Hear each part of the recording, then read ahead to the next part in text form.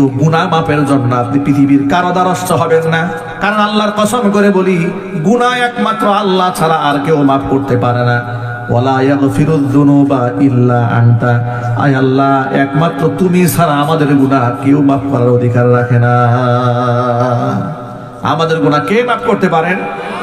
আল্লাহ পাক আমাদের গুনাহ মাফ করতে পারেন। এই জন্য যে পয়েন্টটা নিয়ে আমি লম্বা কথা বললাম, সেই পয়েন্টে একটু আসেন। বাংলাদেশের কোন মুসলমান সত্তাগতভাবে আল্লাহ পাককে একাধিক মনে করে না। সমস্ত মুসলমান বিশ্বাস করে আমাদের স্রষ্টা এক এবং একক, ঠিক কিনা? আমাদের মালিক কজন? আমাদের স্রষ্টা কে বলেন তো ভাই? আল্লাহর পরিচয় আল্লাহ নিজেই দিয়েছেন, কুল হুয়াল্লাহু আহাদ আল্লাহুস সামাদ লাম ইয়ালিদ ওয়া লাম ইউলাদ ওয়া লাম ইয়াকুল লাহু কুফুয়ান আহাদ। হে নবী, কুল আপনি বলেন, হুয়াল্লাহু আহাদ, তিনি আল্লাহ এক একক। আল্লাহুস সামাদ, আল্লাহ বেনিয়াজ, কোনো কিছুর মুহতাজ আল্লাহ নন। লাম ইয়ালিদ, তিনি কাউকে জন্ম দেননি। ওয়া লাম ইউলাদ, কারো কাছ থেকে তিনি জন্ম গ্রহণ করেননি। ওয়া লাম ইয়াকুল লাহু কুফুয়ান আহাদ, তার সমতুল্য, তার সমকক্ষ কেউ নাই। মদিনাতুল মুনাওয়ারার একজন সাহাবী, তিনি মসজিদে কুবার ইমাম ছিলেন। মসজিদে কুবা আপনারা তো অনেকে গিয়েছেন, যারা হজে গিয়েছেন। মসজিদে নববী থেকে একটু দূরে মসজিদে কুবা। তো সেখানে একজন ইমাম সাহেব নবীজি সাল্লাল্লাহু আলাইহি ওয়াসাল্লাম নিযুক্ত করে দিয়েছেন, তিনি নামাজ পড়ান। পেছনে মুক্তাদিরা নামাজ পড়ে।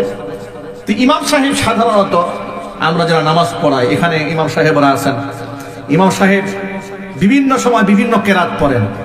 সূরা ফাতিহার পরে এক এক সময় এক এক কেরাত পড়েন। কখনো সূরা ইখলাস পড়েন, কখনো সূরা মাউন পড়েন, কখনো সূরা ফিল পড়েন। ছোট ছোট সূরা হলে, বড় সূরা হলে সূরাতুল কাহাফ থেকে তিলাওয়াত করেন, সূরা ইব্রাহিম পড়েন। পুরো লম্বা এত বড় সূরা, এত বড় কোরআন এক এক সময় এক একটা তিলাওয়াত করেন। কিন্তু এই ইমাম সাহেব, তিনি প্রত্যেক নামাজের মধ্যে সূরা ইখলাস পাঠ করেন। কি পড়েন? নিয়ম এটাই করেন। যোহরে, আসরে, মাগরিবে, এশায়, এমনকি ফজরেও শুধু সূরা ইখলাস দিয়ে নামাজ পড়া। এখন পেছনের মুক্তাদি যারা আছে, প্রিয় ভাইরা, আপনাদের কষ্ট হচ্ছে নাকি বেশি? ইমাম সাহেবের তেলাওয়াত যদি সুন্দর হয়, তার তেলাওয়াত কিন্তু শুনতে মজা লাগে। আর মুসল্লিদের একটা আকাঙ্ক্ষা থাকে যে হুজুর যদি আরেকটু লম্বা তেলাওয়াত করতেন। আমার মনে আছে, আমি যখন পড়াশোনা শেষ করেছি, প্রথম পাঞ্জেগানা মসজিদে ইমামতের দায়িত্ব নিয়েছিলাম। ফজর এবং এশারের নামাজের মধ্যে কেরাতটা আমি একটু লম্বা পড়তাম। অনেক সময় 1.5 পৃষ্ঠা 2 পৃষ্ঠা পড়তাম। এই 2 পৃষ্ঠা পড়ার পরে আমার মুক্তাদিরা আমাকে বলতেন, হুজুর তেলাওয়াতটা ছোট হয়ে গেছে, আর একটু লম্বা পড়তে আর একটু মজা লাগতো। আল্লাহর কসম, ওয়াল্লাহি ওয়া রাব্বিল কাবা, কাবার রবের কসম করে বলি, ফজরের নামাজে তেলাওয়াত করেছি, এই দৃশ্য আমার মতো না একেবারে ছোট্ট বান্দা দেখেছি, যে মুসল্লিরা নামাজে তেলাওয়াত শুধু শুনেছে, অর্থ বোঝে নাই, কান্না করে করে দাড়ি বুক ভিজাই ফেলেছে। কোরআন তেলাওয়াতের এরকম আসর, চিৎকার দেখুন আল্লাহু আকবার। এটা কোরআনের মুজিজা। কিসের মুজিজা? এটা কোরআনের মুজিজা। পৃথিবীর কোনো গান শুনে অর্থ না বুঝে মানুষ কান্দে না। কথা বলে ঠিক না বেঠিক বলে? একমাত্র কোরআন, এই তেলাওয়াত শুনেও মানুষ কান্না করে। নামাজের কেরাতটা একটু মজা হয়, লম্বা হয়, ভালো লাগে। এখন মুক্তাদি যারা আছেন, তারা সব সময় দেখেন ইমাম সাহেব সূরা ইখলাস ছাড়া অন্য কোনো তেলাওয়াত করেন না। ইমাম সাহেবের কাছে একটু আরজ গুজার করলেন, ইমাম সাহেব, যদি আপনি আল্লাহর কোরআনে এতগুলো সূরা আছে, আপনি সব সময় সূরা ইখলাস তেলাওয়াত করেন, একটু যদি পরিবর্তন করে পড়তেন, তাহলে আমরা শুনে একটু মজা পেতাম। ইমাম সাহেব সাফ জানিয়ে দিলেন যে না, আমি অন্য কোনো সূরা পড়বো না, আমি সূরা ইখলাস দিয়ে নামাজ পড়াবো। এমনকি প্রথম রাকাতেও তিনি ইখলাস পড়েন, দ্বিতীয় রাকাতেও ইখলাস পড়েন। কি আশ্চর্যকর ব্যাপার! এবং তিনি বললেন, প্রয়োজনে আপনার ইমান বদলাই ফেলেন, ইমাম চেঞ্জ করে ফেলেন, কিন্তু ইমাম সাহেব সূরা চেঞ্জ করবেন। বিরাট বেকায়দা। সাহাবায়ে কেরাম রাসূলের কাছে নালিশ নিয়ে গেলেন, ইয়া রাসূলুল্লাহ, এমন এক ইমাম সাহেব দিয়েছেন, এত বড় কোরআন শরীফের মধ্যে বেছে বেছে এমন এক সূরা ধরছে, এই সূরা ছাড়া অন্য কোনো সূরাই পড়ে না। এবার হুজুর তাকে ডাকলেন সাহাবায়ে কেরামের সামনে, যে আপনার ব্যাপারে অভিযোগ এসেছে যে আপনি সূরা ইখলাস ছাড়া অন্য কোনো সূরা পড়েন না, এটা কি সত্য? বলেন হ্যাঁ আল্লাহ রাসূল, এটা সত্য। কেন? কারণটা কি? তিনি বললেন ইন্নী উহিব্বুহা, হে আল্লাহ রাসূল, আমি এই সূরাটাকে বড্ড ভালোবাসি। কেন ভালোবাসো? আমি ভালোবাসি এই জন্য যে আল্লাহ পাক এই সূরার মধ্যে তার নিজের পরিচয় দিয়েছেন। আমি যখন আল্লাহর পরিচয়টা পাঠ করি আমার এত আপন মনে হয় যে আমার অন্য কোনো সূরা পড়তে মনে চায় না, যে আমি এই সূরাটা মুহাব্বতে পড়ি। এটা চিৎকার দিয়ে বলতে হবে সুবহানাল্লাহ। আল্লাহ এই সূরাতে নিজের পরিচয় দিয়েছেন, এই জন্য আমার এটা বাদ দিতে মনে চায় না। নবী করিম সাল্লাল্লাহু আলাইহি ওয়াসাল্লাম কি বললেন? হুব্বুকা ইয়াহা ইউদখিলুকাল জান্নাহ, এই এক সূরার মুহাব্বত তোমাকে আল্লাহর জান্নাত পর্যন্ত পৌঁছায় দেবে। একটা সূরার মুহাব্বত যদি বান্দাকে জান্নাত পর্যন্ত পৌঁছিয়ে দেয়, 30 পারা কোরআনকে যদি কেউ ভালোবাসে, নিঃসন্দেহে তার ঠিকানা জান্নাত হবে, এতে কোনো অবকাশ নাই। হুজুরের একজন সাহাবীর নাম ছিল উবাই ইবনে কাব রাদিয়াল্লাহু তাআলা আনহু। কোরআন শরীফের আয়াত যখন নাজিল হতো, এর মধ্যে একদিনে নাজিল হয় নাই। সূরাতুন আনজালনাহা ওয়া ফারাদনাহা ওয়া কুরআনান ফারাকনাহু লিতাকরাহু আলান নাস আলা মুকথি ওয়া নাযালনাহু তানজিলা। আল্লাহ পাক বলেছেন, হে আমার হাবিব, আমি আপনার উপরে কোরআনটা ভেঙে ভেঙে নাজিল করেছি। ওয়া কুরআনান ফারাকনাহু, আমি ভাগ করে দিয়েছি।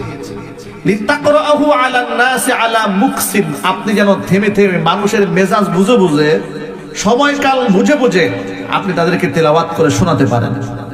ওয়ানাযালনাহু তানজিলা, আমি আপনাকে ধীরে ধীরে কোরআন নাযিল করেছি আপনার উপরে। যদি কোন আল্লাহু আকবার। এটা তথ্য আপনাদেরকে জানাই দেই, মুসা আলাইহিস সালাতু ওয়াস সালামের উপরে তাওরাত নাযিল হয়েছে কমপ্লিট একসাথে। ঈসা আলাইহিস সালাতু ওয়াস সালামের উপর ইনজিল নাযিল হয়েছে কমপ্লিট একসাথে। দাউদ আলাইহিস সালাতু ওয়াস সালামের উপর জাবুর নাযিল হয়েছে কমপ্লিট একসাথে। মুহাম্মদ সাল্লাল্লাহু আলাইহি সাল্লামের উপর কোরআন শরীফ নাযিল হয়েছে 23 বছর সময় নিয়ে। হুজুরে কোন আল্লাহু আকবার। হে রাসূল, আমি ভেঙে ভেঙে আপনার উপরে নাযিল করেছি।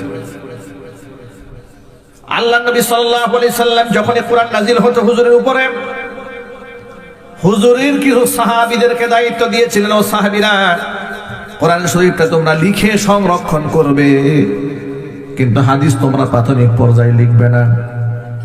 কোরআনটা ওহী, হাদিসটাও ওহী। কোরআনটা ওহী, হাদিসটা কি? ওহী। আপনাদেরকে ছোট্ট একটা পার্থক্য বোঝাই দেই। কোরআনও আল্লাহর পক্ষ থেকে এসেছে, হাদিসও আল্লাহর পক্ষ থেকে এসেছে, কিন্তু কোরআনের শব্দ এবং মানা দুটোই আল্লাহর পক্ষ থেকে এসেছে, কিন্তু হাদিসের শব্দটা রাসূলের, অর্থটা আল্লাহর পক্ষ থেকে এসেছে। এটা জোরে বলেন সুবহানাল্লাহ। এই জন্য কোরআন, পানি নাই, খাওয়ার পানি নাই, এই জন্য কোরআন মাজিদকে যেমন বিশ্বাস করতে হবে, হাদিসও বিশ্বাস করতে হবে। হাদিস বাদ দিয়ে শুধু কোরআন বিশ্বাস করে ব্যক্তি মুক্তি পাবে না। তার কারণ আপনাকে নবুয়ত বিশ্বাস করতে হবে, রিসালাতটা বিশ্বাস করতে হবে। আপনি আল্লাহর কোরআন বিশ্বাস করলে রাসূলের হাদিস যদি বিশ্বাস না করেন, আপনার ঈমান থাকবে না। আর আপনি রাসূলের হাদিস বাদ দিয়ে শুধু কোরআন শরীফটা বিশ্বাস, তো আপনার করার কোনো উপায় নেই। আপনি কেমনে বিশ্বাস করবেন? দেখেন, এই কোরআন শরীফে নামাজের আয়াত আছে 82টা বা 83টা আয়াতের মধ্যে নামাজের কথা আছে। যাকাতের কথা আছে 32টা আয়াতে। নামাজ আর যাকাত, আকিমুস সালাহ ওয়া আতুজ যাকাত, ইউকিমুনাস সালাহ ওয়া ইউতুনাজ যাকাত, এইভাবে নামাজ এবং যাকাত একসাথে উল্লেখ করা হয়েছে 27টা আয়াতের মধ্যে। সূরা, এরপরে হজের বিধানগুলো 12টা আয়াতে নাযিল হয়েছে। রোজার ব্যাপারগুলো ধারাবাহিক সূরা বাকারায় 5টা আয়াতে নাযিল হয়েছে। এই যে নামাজ, রোজা, হজ, যাকাত বিষয়গুলো কোরআন মাজিদ আল্লাহ পাক আমাদের উপর ফরজ করে দিয়েছেন, কিন্তু এগুলাকে প্র্যাকটিক্যাল কিভাবে আমল করতে হবে শিখিয়ে দিয়েছেন বিশ্বনবী মুহাম্মদ রাসূলুল্লাহ সাল্লাল্লাহু আলাইহি ওয়াসাল্লাম। নবীজির শিক্ষা ছাড়া কোরআন বোঝার কোনো উপায় নাই। যার কারণে কোরআন শরীফে কোনো একটা আয়াত আপনি খুঁজে পাবেন না যেখানে 5 ওয়াক্ত নামাজের কথা আছে। কোরআন শরীফে একটি আয়াত আপনি আমাকে বের করে দেখাতে পারবেন না যোহরের নামাজটা কিভাবে পড়তে হয়। আসরের নামাজ 4 রাকাত, যোহরের নামাজ 4 রাকাত ফরজ, মাগরিবের নামাজ 3 রাকাত ফরজ, এশারের নামাজ 4 রাকাত ফরজ, ফজরের নামাজ 2 রাকাত ফরজ। এটা কোরআন শরীফের আয়াত দিয়ে আপনি প্রমাণ করতে পারবেন না, কিন্তু নামাজ পড়া ফরজ। নামাজ পড়া কি? একটু জোরে বলেন। নামাজ পড়া যেমন ফরজ, নামাজের পদ্ধতিটা জেনে নেওয়াও ঠিক তেমনি ফরজ। আর সেই পদ্ধতি আপনি রাসূলের হাদিস ছাড়া জানতে পারবেন না। অনুরূপ ভাবে রোজা রাখা ফরজ, কিন্তু রোজার পদ্ধতি কি করলে রোজা থাকবে, কি করলে রোজা ভেঙে ফেলবে, এটা আপনি শুধুমাত্র কোরআন দিয়ে বুঝতে পারবেন না, নবীজির হাদিসের জানার দরকার আছে না নাই? জোরে বলেন। যাকাতের ব্যাপারটা নাজিল হয়েছে কোরআনে, কিন্তু আপনি উটের যাকাত কিভাবে দিবেন, ওশর আপনি কিভাবে আদায় করবেন, জিজিয়া কর আপনি কিভাবে দিবেন, বিস্তারিত জানতে হলে রাসূল পাক সাল্লাল্লাহু আলাইহি ওয়াসাল্লাম হাদিসের প্রয়োজন। আজকে এই সমাজের মধ্যে নতুন একটা ফিতনার আবির্ভাব ঘটেছে। ওরা নিজেদেরকে বলে আহলে কোরআন। কি বলে যদি বলেন তো ভাই? এটা গ্রামগঞ্জ পর্যন্ত পৌঁছায় গেছে। আপনাদেরকে অগ্রিম সতর্কতা জানায় দেই, এরা বলে আল্লাহর কোরআন থাকতে নবীর হাদিসের দরকারটা কি? আপনার গ্রামের সাধারণ মানুষরা তারা তো মনে করে, দেখেন ধোঁকাটা দেয় কেমনে, তারা বলে যে কোরআন শরীফ আল্লাহ পাক বলেছেন ওয়ানাজ্জালনা আলাইকাল কিতাবা তিবিয়ানাল লিকুল্লি শাইইন, হে নবী আপনার কাছে আমি সবকিছু কোরআনে খুলে খুলে বর্ণনা করে দিয়েছি। এই আয়াতের তরজমা দেখায় পাবলিককে বুঝায়, দেখেন যে আল্লাহ পাকের কালাম এই কোরআন শরীফ তামাম দুনিয়ার সকল সমস্যার সমাধান দিতে সক্ষম কিনা? পাবলিক বলে হ্যাঁ অবশ্যই সক্ষম। যা আল্লাহ কোরআনে বলেছেন সব কোরআনে লেখা আছে, বলে হ্যাঁ এটা লেখা আছে। আপনারা বলেন যে কোরআন কি বিকৃত হওয়া সম্ভব? বলে না, বিকৃত হওয়া সম্ভব না, কারণ কোরআন সম্পর্কে মহান আল্লাহ পাক নিজে বলেছেন ইন্না নাহনু নাযালনা যিকরা ওয়া ইন্না লাহু লাহাফিজুন। কোরআন নাজিল করেছে আমি, সংরক্ষণ করব আমি আল্লাহ নিজ হাতে। তো হাদিসের ব্যাপারে তো এমন কোনো কথা নাই যে হাদিস আমি নাজিল করেছি, আমি হাদিসকে নিজ হাতে সংরক্ষণ করব। হাদিস সংরক্ষণের দায়িত্ব যেহেতু আল্লাহ নেন নাই, অতএব সমাজে হাদিসের নামে যা আছে সব মিথ্যা কথা। একটু জোরে বলতে হবে নাউযুবিল্লাহি মিন যালিক। কত বড় সূক্ষ্ম জালিয়াতি, কত বড় মারাত্মক কুফরি বক্তব্য এটা। এই ধরনের কথাবার্তা বলে তারা সমাজের মানুষের ঈমান হরণের ষড়যন্ত্র চালাচ্ছে। আল্লাহ পাক যেন এই ফিতনা থেকে আমাদের সকলকে বেঁচে থাকার তৌফিক দান করেন, জোরে কোন আমিন। এবার আপনাদেরকে আমি প্রশ্ন করি, আপনারা জবাব দিবেন। কোরআন আল্লাহ নাজিল করেছেন, হাদিস কে নাজিল করেছেন? বুঝলেন না এতক্ষণ পর্যন্ত কথা? কোরআন আল্লাহর পক্ষ থেকে এসেছে, হাদিসটা কার কাছ থেকে এসেছে? হাদিস আল্লাহর পক্ষ থেকে এসেছে। কিন্তু কোরআন আর হাদিসের পার্থক্যটা কোন জায়গায়?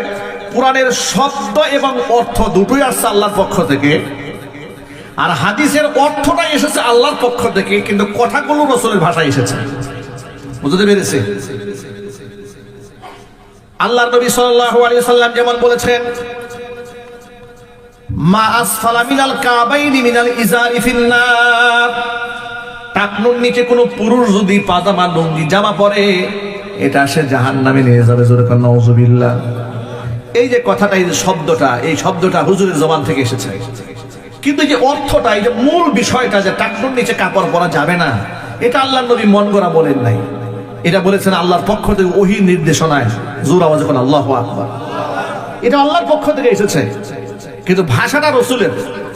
আর কোরআন শরীফ যারা নাজিল হয়েছে, এটা শব্দ এবং অর্থ দুটোই কার পক্ষ থেকে এসেছে? আল্লাহ পাকের পক্ষ থেকে এসেছে। আমি কি আপনাকে বুঝাতে পেরেছি? তাহলে হাদিসও আল্লাহর পক্ষ থেকে এসেছে, কোরআনও আল্লাহর পক্ষ থেকে এসেছে। সুতরাং কোরআনের উপর যেমন বিশ্বাস রাখতে হবে, হাদিসের উপরেও বিশ্বাস রাখতে হবে। কারণ হাদিসের উপর বিশ্বাস ছাড়া আমরা আমল করবো কিভাবে? আমল তো কোনো রাস্তা নাই, আমাদের কোনো উপায় আছে ভাই? না, আমাদের কোনো উপায় নেই। তো যে কথা বুঝাতে গিয়ে কথা লম্বা হয়ে যাচ্ছে, সেটা হচ্ছে এই, তো প্রথম যখন কোরআন শরীফে আয়াত নাজিল হতো, নবী করিম সাল্লাল্লাহু আলাইহি ওয়াসাল্লাম মুখস্থ করে ফেলতেন। সাহাবায়ে কেরাম যেন পেস্ট লেগে না যায়, এই জন্য সাহাবায়ে কেরাম আয়াতগুলো লিখে লিখে সংরক্ষণ করতেন। যারা লিখে সংরক্ষণ করতেন তাদের মধ্যে একজনের নাম ছিল উবাই ইবনে কাব রাদিয়াল্লাহু তাআলা। তিনি এই কোরআন শরীফ এই পৃথিবীতে প্রথম সারির যারা হাফিজ সাহেব ছিলেন, তাদের মধ্যে উবাই ইবনে কাব একজন ছিলেন। আল্লাহর নবীর ইন্তেকালের পরে উমর রাদিয়াল্লাহু তাআলা আনহুর খেলাফত আমলে মসজিদে নববীতে 20 রাকাত তারাবির নামাজ যখন চালু হলো, সেই 20 রাকাত তারাবির নামাজের প্রথম ইমাম ছিলেন উবাই ইবনে কাব রাদিয়াল্লাহু তাআলা। সামনে রমজান আসতেছে, আমরা রমজানেতে তারাবির নামাজে খতমে তারাবিতে 30 পারা কোরআন আমরা পড়বো, বলেন ইনশাআল্লাহ। একটু জোরে বলেন ইনশাআল্লাহ। তারাবি নামাজ কয় রাকাত পড়বো ভাই ইনশাআল্লাহ বলেন তো? 20 রাকাত ইনশাআল্লাহ। আল্লাহ যেন আমাদেরকে সুস্থ হায়াতে সেই পর্যন্ত পৌঁছে দেন, জোরে কোন আমিন। একটা দোয়া পড়ে বলেন, আল্লাহুম্মা বারিক লানা ফি রজাবা ওয়া শাবান ওয়া বাল্লিগনা রমাদান। আল্লাহুম্মা বারিক লানা ফি রজাবা ওয়া শাবান ওয়া বাল্লিগনা রমাদান। শাবান মাস আসলে নবীজি সাল্লাল্লাহু আলাইহি ওয়াসাল্লাম এই দোয়াটা আল্লাহর কাছে পাঠ করতেন, হে আল্লাহ রজবে শাবানে আমাদেরকে বরকত দান করো, আমাদেরকে রমজান পর্যন্ত তুমি পৌঁছায়া দাও, আমিন। উবাই ইবনে কাব রাদিয়াল্লাহু তাআলা আনহু কুরআন শরীফের প্রথম হাফেজ সাহেবদের মধ্যে একজন ছিলেন। খতমে তারাবির ইমামতি করেছেন তিনি। আর উবাই ইবনে কাব রাদিয়াল্লাহু তাআলা আনহু আল্লাহর কোরআন লিখে লিখে সংরক্ষণ করতেন। একদিন আল্লাহর হাবিব উবাই ইবনে কাবকে ডেকে বলে, ও উবাই শোনো, আমারনি আন আকরা আলাইকা লাম ইয়াকুনিল্লাযীনা কাফারু মিন আহলিল কিতাব। ও উবাই শোনো, মহান আল্লাহ তাআলা আমাকে হুকুম করেছেন আমি যেন তোমাকে সূরা বাইয়িনা তেলাওয়াত করে শোনাই। উবাই ইবনে কাব অবাক বিস্ময়ে জানতে চাইলেন, আওয়াজ সাম্মানি ইয়া রাসূলুল্লাহ, হে আল্লাহর নবী আপনি যে আমাকে বললেন আল্লাহ আপনাকে কোরআন শোনাতে বলেছে, আমাকে আল্লাহ পাক কি আল্লাহর কুদরতি জবানে আমার নামটা উচ্চারণ করেছেন নাকি? হুজুর বললেন, নাম। ও উবাই, আল্লাহ তোমার নাম ধরে বলেছেন আমি যেন তোমারে কোরআন শোনাই। হযরত উবাই ইবনে কাব রাদিয়াল্লাহু তাআলা আনহু আবেগাপ্লুত হয়ে পড়লেন, অশ্রুসিক্ত হলেন, আল্লাহ পাকের শুকরিয়া আদায় করলেন যে আল্লাহ আমার জীবন ধন্য হয়েছে, আল্লাহ পাকের কুদরতি জবানে আমি উবাই ইবনে কাবের নামটা উচ্চারিত হয়েছে, জোরে বলেন সুবহানাল্লাহ। এটা হলো আল্লাহর কোরআনের সাথে সম্পৃক্ত থাকলে আপনার দাম আল্লাহ পাক বাড়িয়ে দেবেন। এই জন্য এখানে উপস্থিত সকল ভাইদেরকে বলি, কোরআন এটা মর্যাদার প্রতীক, সম্মানের প্রতীক, এর সাথে মহব্বত রাখবেন। আল্লাহ যেন আমাদের সকলকে তৌফিক দেন, জোরে কানা আমিন। কোরআন শরীফকে মহব্বত করেন, ভালোবাসেন, আপনার মর্যাদা বেড়ে যাবে। অন্ধ সাহাবী আব্দুল্লাহ ইবনে উম্মে মাকতুম রাদিয়াল্লাহু তাআলা আনহু আল্লাহর কোরআনকে ভালোবাসতেন। জন্মান্ধ হওয়ার পরেও তিনি কোরআন শরীফ হিফজ করে ফেলেছিলেন। অন্ধ হওয়ার পরেও তিনি কোরআনে কারিমের হাফেজ সাহেব ছিলেন। আজকে আমাদের সমাজের মানুষের কপাল কত খারাপ, আমরা চোখ থাকিতে অন্ধ, আমরা আল্লাহর কোরআন শরীফটা ধরেও দেখি না, পড়েও দেখি না, খুলেও দেখি না। শুধুমাত্র বাবা মা মারা গেলে দৌড়াইয়া মাদ্রাসায় যায় আর বলি, হুজুর বাবা মারা গেছে, একটা খতমের ব্যবস্থা করে দেন। ঠিক নাই বাইরে কিছু বলেন? সারা জীবন আল্লাহর কোরআন শরীফে একটা বারের জন্য খুলে দেখে নাই। মরার পরে লাশটা সামনে রেখে চতুর্দিকে বসে বসে হাফেজ সাহেবরা 1000 বার খতম দিলেও আল্লাহর কসম এই ব্যক্তির তেমন কোনো ফায়দা হবে না যদি জীবদ্দশায় আল্লাহর কোরআনের প্রতি মহব্বত না থাকে। জিন্দা অবস্থায় নামাজ নাই, রোজা নাই, হজ নাই, যাকাত নাই, আল্লাহ পরকালের চিন্তা নাই। মরার পরে জানাজার পরে জানাজা, বড় নেতা হইলে তো জানাজা হয় 4-5টা একসাথে, ঠিক না? ঠিক বলেন? প্রেজেন্ট একটা জানাজা হয়, গায়েবী জানাজা আর একটা হয়। বেনামাজি মানুষ হেরও গায়েবী জানাজা হয়। নেতা তো বড় নেতা।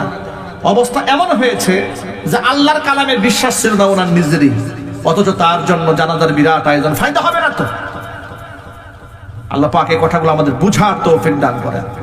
কোরআনকে আমরা অবজ্ঞা করব না, তুচ্ছ করব না।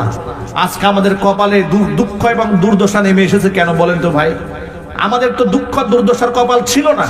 কোরআন নাজিল হওয়ার পরে ইসলামের ইতিহাস ছিল বিজয়ের ইতিহাস। ইসলাম তো গোটা বিশ্বব্যাপী রাজত্ব করেছে, রোম এবং পারস্যের উপর নেতৃত্ব দিয়েছে কোরআন এবং ইসলাম। গোটা বিশ্ব পরিমণ্ডলে ইসলাম ছিল, ইসলাম বীরের বেশে ছিল। সেই ইসলাম আজকে কেন পরাজিত হয়েছে? আজকে সামাজিক ভাবে সেই ইসলামকে আমরা খাটো বানিয়ে রেখেছি। আমাদের অপকর্মের কারণে ইসলামকে মানুষ অবমূল্যায়ন করে, আন্ডার এস্টিমেট করে। কথা ঠিক না? ঠিক জোরে বলেন। আজকে মুসলমানদের সামাজিক ভাবে কোনো প্রভাব নাই কেন? আজকে আমাদের পার্শ্ববর্তী রাষ্ট্র ভারত 90 থেকে 95% মুসলিম অধ্যুষিত এই দেশের দিকে কোন নজরে তাকায় সাহস পায় থেকে? আমাদের ইমানি দুর্বলতার কারণে। তারা দেখে যে আমাদেরকে কিছু ডলার দিলে কিনে ফেলা যায়, আমাদের মাথাগুলো কিনে ফেলা যায়, আমাদের 5000 টাকা দিলে দেশের মধ্যে একটা মানুষকে খুন করে ফেলা যায়। কথা ঠিক না? ঠিক জোরে বলে। আমাদের ইমানি দুর্বলতার সুযোগ নিয়ে তারা আমাদের উপর চেপে বসেছে। ও যুবক ভাইরা আমার, নবী করিম সাল্লাল্লাহু আলাইহি ওয়াসাল্লাম আল্লাহর কোরআন সম্পর্কে বলেন, ইন্না হাযাল কোরআনা সাবাবুন, কোরআন হচ্ছে এমন একটা রশি, তরফুহু বিআইদিল্লাহি ওয়া তরফুহু বিআইদিকুম, এর রশির এক মাথা বান্দা তোমাদের হাতে, আরেক মাথা মহান আল্লাহ পাকের হাতে। লাং তাদিল্লু ওয়া লাং তাহলিকু বাদাহু আবাদা, কোরআনকে যদি মজবুত ভাবে আঁকড়ায় ধরে রাখতে পারো, কশ্চিন কালেও তোমরা পদস্খলন হবে না, কশ্চিন কালেও হক পথ থেকে, সত্য পথ থেকে তোমাদের বিচ্যুতি ঘটবে না। কোরআনের রশি এক মাথা ধরবে, আরেক মাথা তোমাদেরকে জান্নাত পর্যন্ত পৌঁছায় দিবে। কোরআনের হালালকে হালাল জানতে হবে, হারামকে হারাম জানতে হবে। সকল ক্ষমতার উৎস জনগণকে মানা যাবে না, সকল ক্ষমতার উৎস কে? জোরে বলেন, এটা মহাব্বতে বলেন না, সকল ক্ষমতার মালিক কে? এরা দৃঢ়ভাবে অন্তরে বিশ্বাস করেন, বিশ্বাস রাখেন আমার রিজিকের মালিক আল্লাহ, আমার হায়াতের মালিক আল্লাহ, সুস্থতা দান করেন আল্লাহ, আমাকে রিজিকে বরকত দান করেন আল্লাহ, আমাকে সন্তান দেন আল্লাহ, আমার সন্তান নিয়েও যান আল্লাহ, আমাকে সুস্থতাও দান করেন আল্লাহ, আমাকে অসুস্থ বানান আল্লাহ। ওয়াল কদরি খাইরিহি ওয়া শাররিহি মিনাল্লাহি তাআলা, ভালো মন্দের সকল ফয়সালা আল্লাহর পক্ষ থেকে হয়। কোনো পীরের কাছে ভালো মন্দ পাওয়া যায় না, কোনো দরবেশের কাছে পাওয়া যায় না, কোনো মাজারে পাওয়া যায় না, কোনো গাছের কাছে পাওয়া যায় না, কোনো প্রতীকের কাছে পাওয়া যায় না, কোনো মাছের কাছে পাওয়া যায় না, কোনো অলির কাছে পাওয়া যায় না। ভালো মন্দের ফয়সালা আল্লাহর হক্কানি অলি যারা, হকপন্থী পীর যারা, তারা আপনাকে সুন্নতের পথ দেখায়, নামাজের পথ দেখায়, রোজার পথ দেখায়। আর ভণ্ড পীর ফকির যারা, তারা আপনাকে গরু ছাগলের বিনিময়ে জান্নাতের ঠিকানা দেখায়। এই জন্য ভালো আর মন্দ আপনি বুঝে নেবেন। আমাদের দেশের মূর্খ মানুষগুলো অসুস্থ হলে দৌড়ে যায় পীর সাহেবের কাছে, হুজুর আমার ছেলে হয় না, মেয়ে হয় না। পক্ষান্তর ওই হুজুর আবার অসুস্থ হলে দৌড়ায় মুড়িদের টাকা নিয়ে সিঙ্গাপুর চলে যায়। ভণ্ডামির টাকা লিমিট থাকা উচিত। পীর সাহেব কোথায় যায়? সিঙ্গাপুরে যায় চিকিৎসার জন্য। আর মুড়িদ যায় কোথায়? পীরের বাড়িতে যায়। কপাল কত খারাপ দেখেছেন এই দেশের নাদান মুসলমানের অবস্থাটা কি হয়েছে। এই বিশ্বাসের কারণে লোকেরা শিরিক করে, যে গুনাহ আল্লাহ কোনোদিন মাফ করবে না, কোনোদিন আল্লাহ ক্ষমা করবে না শিরকের গুনাহ। আপনারা এক বাক্যে বলেন, মানুষের পায়ে সিজদা দেওয়া হালাল না হারাম? জোরে আওয়াজে বলেন। কবরে সিজদা দেওয়া হালাল না হারাম? নবী করিম সাল্লাল্লাহু আলাইহি ওয়াসাল্লাম কবরের সাথে তিনটা আচরণ করতে নিষেধ করে দিয়েছেন। নাহা রাসূলুল্লাহ সাল্লাল্লাহু আলাইহি ওয়াসাল্লাম আইয়ুজাসসাল কবরু ওয়া আইয়ুবনা আলাইহি ওয়া আইয়ুকআদা আলাইহি, কবরকে চুনকাম করা, পাকা করতে আল্লাহর নবী নিষেধ করেছেন। কবরের উপরে ছাদ দিতে আল্লাহর নবী নিষেধ করেছেন। ওয়া আইয়ুকআদা আলাইহি, কবরের উপর বসতে আল্লাহর নবী সাল্লাল্লাহু আলাইহি ওয়াসাল্লাম নিষেধ করেছেন। কিন্তু মাজারগুলো দেখেন, প্রত্যেকটা মাজার পাকা করা, প্রত্যেকটা মাজারের উপরে ছাদ দেওয়া, এগুলো কি সত্য না অসত্য? একটু জোরে বলেন। এগুলা কি বাংলাদেশে আছে না নাই? আপনি কেন এই কাজটা করলেন? আপনি কেন এই কাজটা করেছেন? এরপরে আপনি মাজারের উপর আগরবাতি ঢালতেছেন, মোমবাতি জ্বালতেছেন, ফুল দিচ্ছেন। এরপরে চুপচাপ বেশি সম্মানিত হয়ে গেলে সরকারের পক্ষ থেকে চুপচাপ নীরবতা পালন করে, অমুকের জন্য আমরা 1 মিনিট চুপচাপ থাকি। ভাইরা 1 মিনিট কেন, 1000 বছর চুপ করে থাকলে কবরে শোয়া ব্যক্তির 1 পয়সার ফায়দা হবে? চুপচাপ না থেকে সূরা ফাতিহা পড়েন, একটু দুরূদ শরীফ পড়েন, তার জন্য আল্লাহর কাছে একটু ক্ষমা প্রার্থনা করেন। নবী করিম সাল্লাল্লাহু আলাইহি ওয়াসাল্লাম বলেছেন, ইস্তাগফিরু লি আখিকুম, তোমরা তোমাদের মারহুম ভাইয়ের জন্য, বোনের জন্য দোয়া করো, ক্ষমা প্রার্থনা করে ফায়দা হবে। আপনি এটা না করে ফুলের স্তূপ দিয়ে আপনি দাঁড়ায় থাকলেন। আহারে, এই সমাজে কত প্রকারের যে সামাজিক শিরিক আছে, রাষ্ট্রীয় শিরিক আছে, এগুলো আমাদের সংশোধন করতে হবে। আমাদের ধর্ম, আমাদের ইসলাম আমাদেরকে শুধু নামাজ, রোজা, হজ, যাকাতের কথা বলেন না, আমার গোটা জীবনের দিক নির্দেশনা দান করেছেন। চিৎকার দিয়ে পড়া আল্লাহু আকবার। আমার ভাইরা, শিরিক করা যাবে না, শিরিক ভয়াবহ গুনাহ। কোরআন মাজিদ আল্লাহ রাব্বুল আলামিন বলছেন, সূরা লুকমানে আল্লাহ ঘোষণা করেছেন, ওয়া ইয ক্বালা লুকমানু লিবনিহি ওয়া হুয়া ইয়াইযুহু ইয়া বুনাইয়া লা তুশরিক বিল্লাহ ইন্নাশ শিরকা লাযুলমুন আযীম। স্মরণ করো লুকমানের কথা, যখন তার নিজের ছেলেকে নসিহত করে বলেছিল, ইয়া বুনাইয়া ওয়াবৎসলা তুশরিক বিল্লাহ, আল্লাহর সাথে শিরিক করো না, ইন্না শিরকা লাযুলমুন আযীম, নিঃসন্দেহে শিরিক এটা মারাত্মক বড় জুলুম। শিরিক করা হারাম, শিরিককে সমর্থন দেওয়া হারাম, শিরিককে সাহায্য করা হারাম। আমি আবার বলছি, আমার সাথে জবাব দিবেন, শিরিক করা কি? সমর্থন দেওয়া, সাহায্য করা, শিরিকের কর্মকাণ্ডে শুভেচ্ছা দেওয়া হারাম হারাম হারাম। এমনকি কোনো কোনো ক্ষেত্রে কুফরি। আমাদের দেশে দেখুন, রাজনীতিবিদরা পূজা যখন আসে তখন দুর্গা দেবীকে শুভেচ্ছা জ্ঞাপন করে যে যারা হিন্দু সম্প্রদায়ের লোক আছে তাদেরকে আমরা শুভেচ্ছা জ্ঞাপন করলাম, নাউজুবিল্লাহ পড়েন। আবার যখন খ্রিস্টানদের বড়দিন আসে বলে যে আমরা বড়দিন উপলক্ষে একটু শুভেচ্ছা জ্ঞাপন করলাম, অথচ বুঝেও না শুভেচ্ছা কাকে বলে, কোন কাজে দেওয়া যায়। শুভেচ্ছা কাকে বলে? শুভ ইচ্ছা। একজন মুশরিক যখন আল্লাহর সাথে শিরিক করে, আল্লাহ পাক তাদের উপরে এত রাগান্বিত হন, এত নারাজ হয়ে যান। হযরত ওমর বলেন, মুশরিকরা যখন তাদের পূজা অনুষ্ঠানে পূজা করে, তোমরা সেখানে হাজির হবে না, সেখানে প্রবেশ করবে না, কারণ ওই সময় আল্লাহর পক্ষ থেকে তাদের উপর গজব নাজিল হয়। অথচ আমরা দেখি এই দেশের রাজনীতিবিদরা খুশি হয়ে মাঝে মাঝে বলে, আমি পূজা মণ্ডপে অনুদান দিয়েছি। নাউজুবিল্লাহ পড়ে। এটা বন্ধ হয়ে গেছে। একটু বলেন না ভাই, আছে না নাই? কারণ নাম না বলি আছে। মানে পূজা মণ্ডপে অনুদান দিয়ে তারা খুব গর্বিত হচ্ছে। অত এ কথা চিন্তা করতে পারলো না, এটা কুফরি কাজ। কোরআন বলেছে সূরা মাঈদা, ওয়া তাআওয়ানু আলাল বিররি ওয়াত তাকওয়া ওয়া লা তাআওয়ানু আলাল ইসমি ওয়াল উদওয়ানি ওয়াত্তাকুল্লাহ ইন্নাল্লাহা শাদীদুল ইকাব। তুমি একজন আরেকজনকে সহযোগিতা করতে পারো ভালো কাজে, ন্যায় কাজে, কিন্তু অন্যায় কাজে সহযোগিতা করা, জোরে বল, সহযোগিতা করা যাবে না। আপনাদেরকে আরেকটা তথ্য বলি, আপনি এখন ওই সময় তারা যুক্তি দিয়ে কি বলে শোনেন, আমাদের দেশে হিন্দু আছে, বৌদ্ধ আছে, খ্রিস্টান আছে, তো তাদের সাথে তো আমাদের ইনসাফ করতে হবে। তো আপনাকে ইনসাফ করতে নিষেধ করলো কে? আপনার পাশের বাড়ি হিন্দু লোকটা যদি অসহায় হয়, গরিব হয়, টিনের চাল দিয়ে পানি পড়ে, তার সুন্দর করে তার টিন দিয়ে ঘরটা বানায় দেয়, মানবিক সাহায্য করেন, অসুবিধা নাই। টাকার অভাবে মেয়ে বিবাহ দিতে পারে না, কিছু সাহায্য করে। ঋণগ্রস্ত হয়ে পড়েছে, সে হোক না হিন্দু, হোক না বৌদ্ধ, হোক না খ্রিস্টান, আপনি মানবিক সাহায্য করেন, আপনার আচরণ দিয়ে তার দিলের মধ্যে জায়গা করেন, সে যেন বুঝতে সক্ষম হয় ইসলামী পৃথিবীর মধ্যে শ্রেষ্ঠ ধর্ম। ঠিক কিনা বলেন? আপনি এই ক্ষেত্রে মানবিক সাহায্য করলেন না, ও যখন বিপদে পড়ে আপনি সাহায্যের জন্য এগিয়ে যান না। আপনি কখন যান? পূজা মণ্ডপে লাড্ডু খাইতে যান। এই ভণ্ডামি তারাও বুঝে। কথা ঠিক নেবেন, এই জন্য বলেন, এই ভণ্ডামি তারাও বুঝে। আপনারা কে বলেছে এটার নাম তো মানবিকতা নয়, এটার নাম তো আপনার আদর্শ ধ্বংস করে দেওয়া। কই কোথায় কোনো মুশরিক তো তার নিজের আদর্শ ধ্বংস করে দিয়ে আপনার সাথে একাকার হতে আসে না। আমাদের যখন কোরবানি ঈদ আসে, কোনো হিন্দুকে কোরবানির সময় পাওয়া যায়? এটা জোরে আওয়াজ দেবেন। ওটাকে আমাদের আনন্দের অনুষ্ঠান নয়? তাহলে যদি তাই হয়ে থাকে যে ধর্মযাত্রার উৎসব সবার, আমার উৎসব তো ঈদুল ফিতর, আমার উৎসব তো ঈদুল আদহা, তো ঈদুল আদহাতে কয়টা হিন্দু পাইছে জীবনে বলেন? ঈদুল ফিতরে কয়টা পেয়েছেন? কয়টা খ্রিস্টান পেয়েছেন? কয়টা বৌদ্ধ পেয়েছেন? বরং তখন আপনি মুশরিকদেরকে দেখবেন, হিন্দু সম্প্রদায়ের লোকদেরকে দেখবেন কুরবানির সময় তাদের মুখটা মলিন হয়ে থাকে। ঠিক না? ঠিক।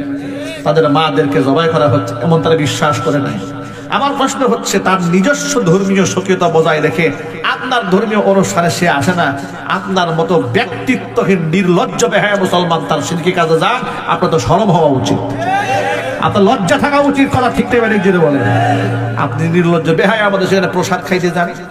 এদেশের রাজনীতিবিদরা আবার সেখানে গিয়ে কি বলে জানেন? আহারে কি দুঃখ লাগে, এগুলা বলতে বলতে বলতে বলতে আমরা টায়ার্ড হয়ে যাচ্ছি, ক্লান্ত হয়ে যাচ্ছি, আমরা ক্লান্ত হয়ে যাচ্ছি। এদেশের মুসলমানদের কান দিয়ে মগজ ঢুকাইতে পারি না, কারণ এই দেশের লোকেরা ভারতের কাফের বেঈমানদের সাথে নেগোসিয়েশন করে ক্ষমতায় যেতে চায়। কথা ঠিক না? মানে চিল্লায় বলেন। স্বৈরাচারী খুনি হাসিনা এই দেশে মুসলমানদের সেন্টিমেন্টে আঘাত করে কাফের বেঈমানদের খুশি করার চেষ্টা চালিয়েছিল। আল্লাহ পাক জিল্লতির মালা গলায় পরিয়ে দিয়ে দেশ থেকে তাড়িয়ে দিয়েছে। সে আল্লাহ আছে না? নাই। তো ভারত যদি আপনার এই ক্ষমতার মস্তদে বসাবার ক্ষমতা রাখে, তো খুনি হাসিনাকে রাখতে পারলো না কেন? খুনি হাসিনার প্রতি কি ভারত নারাজ? আওয়াজ দেয় না কেন? একটু জোর আওয়াজে বলেন। খুনি হাসিনার প্রতি ভারত নারাজ, বরং এত সন্তুষ্ট। কি পরিমাণ সন্তুষ্ট যে প্রয়োজনে বাংলাদেশের মতো একটা দেশের সাথে সম্পর্ক ছিন্ন করবে, কিন্তু হাসিনাকে ওরা তালাক দিতে পারবে না। কারণ হাসিনা হচ্ছে ওদের সোনার ডিম পাড়া হাঁস। কথা ঠিক নেবে? ঠিক। ভারত কাফের মুশরিক হলেও অকৃতজ্ঞ না, এই জিনিসটা বুঝলাম আমি। কথা বলে ঠিক নেবে? ঠিক।